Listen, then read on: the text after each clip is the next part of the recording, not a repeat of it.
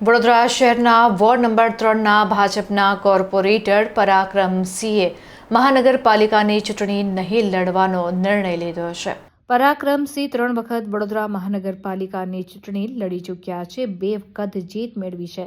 હાલ પણ મહાનગરપાલિકાના વોર્ડ નંબર 3નું નેતૃત્વ કરી રહ્યા છે, ત્યારે તેમના આ નિર્ણય ઉપર તેઓ અડગ હોવાનું હવે જાણવા મળ્યું છે।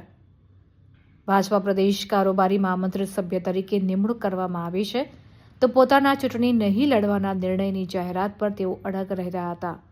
તેમણે જણાવ્યું હતું કે બીજાને તક મળે અને તે માટે જ આ નિર્ણય લીધો હોવાનું તેમણે જણાવ્યું છે।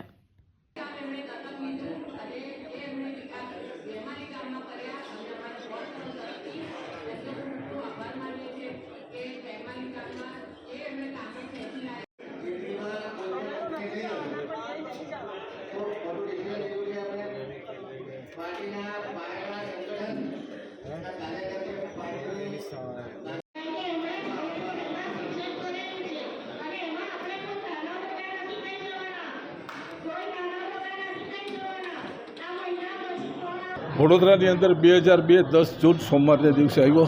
આજે 24 વર્ષ લગભગ વડોદરામાં અમારે થયા છે। આવ્યા 2002ના જૂન મહિનામાં અને 2005ના નવેમ્બર મહિનામાં પાર્ટીએ મને ટિકિટ આપી છે, જ્યારે કદાચ વડોદરાની અંદર બહુ ઓછા લોકો મને ઓળખતા હતા। આ જ પાર્ટીએ વડોદરામાં મારી ઓળખાણ આપી છે અને આ ઓળખાણથી વડોદરાની અંદર મારે જેટલું શક્ય બન્યું 24 વર્ષમાં પાર્ટીનું કામ કર્યું છે, લોકોનું કામ કર્યું છે અને ગર્વ સાથે કામ કર્યું છે। પણ મને પણ જ્યારે ટિકિટ આપી ત્યારે જ મારી જ પાર્ટીના ત્યાં કોઈ કોર્પોરેટરો હતા, મને પાર્ટીએ ટિકિટ આપી એટલે એ લોકોએ હસતા મોઢે સ્વીકારી અને મારી જીતમાં જ્યારે મને વડોદરામાં કોઈ નહોતું ઓળખતું ત્યારે મારી પાર્ટીના કાર્યકરો થકી મને જીત મળી હતી।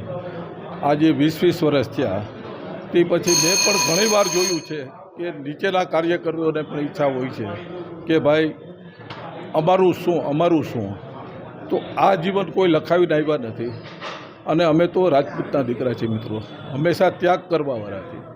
તો મારો કાર્યકર્તા જે મારો ખંભો મિલાવીને મારી સાથે કામ કર્યું છે, ભારતીય જનતા પાર્ટીનું કામ કર્યું, એને આવતા દિવસોમાં તક મળે એ માટે થઈને માત્ર ઇલેક્શન નહીં લડવું પણ સંગઠનમાં આજીવન કામ કરવાની સાથે મેં જાહેરાત કરી છે।